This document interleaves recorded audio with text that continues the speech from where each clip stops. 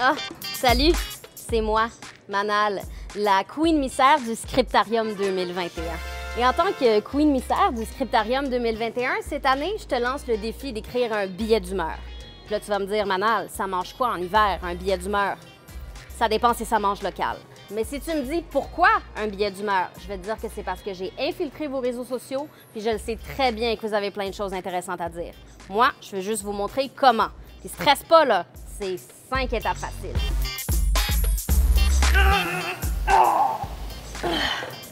Étape 1, c'est la plus difficile. Trouver ton sujet. Un sujet qui t'interpelle, qui te touche, mais aussi un sujet original. Mais pas trop original, parce que sinon ça complique l'étape 2.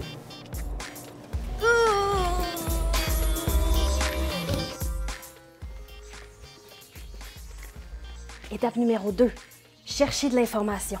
Parce que plus t'en sais sur ton sujet, plus c'est facile d'en parler. Mais attention, pas n'importe quelle information. Ça te prend de l'information fiable et diversifiée. Ça veut dire que tu prends pas juste les informations qui correspondent à ce que tu penses déjà. Puis attention aux fake news. Étape numéro 3, trouver ton angle. Parce que maintenant que tu as fait tes recherches, tu sais que ton sujet, il peut aller dans toutes sortes de directions. Donc là, il faut que tu choisisses à quelle question tu réponds. OK, admettons que mon sujet, c'est les accidents de train causés par les gens qui sont sur les chemins de fer quand ils n'ont pas d'affaires là. Ris pas, c'est un sujet qui me touche.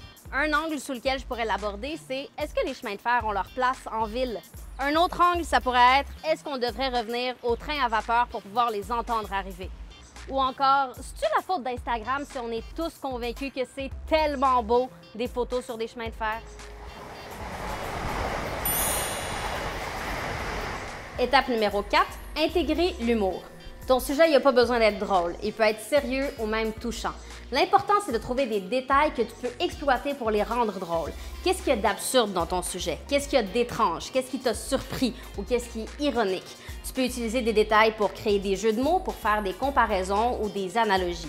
Parce que l'humour, en plus d'alléger le ton de ton billet d'humeur, ça permet aussi de rajouter de la couleur, ça permet de rajouter de la lumière. C'est un peu comme de l'engrais pour ton billet d'humeur. En gros, ça, c'est ton billet d'humeur avec de l'humour, puis ça, c'est ton billet d'humeur sans. Étape numéro 5, faire partie de la solution. Parce qu'à une époque où on est bombardé de mauvaises nouvelles, c'est important de cultiver l'espoir. Maintenant que tu connais bien ton sujet et que tu as pris position, quelles sont les pistes de solutions que tu aurais à proposer pour trouver un meilleur équilibre entre exposer la réalité et améliorer la situation? Maintenant que tu connais les 5 étapes pour écrire un bon billet d'humeur, n'oublie pas d'avoir du plaisir. Parce que plus tu en as à l'écrire, plus on va en avoir à te lire. Parole de Queen Missaire.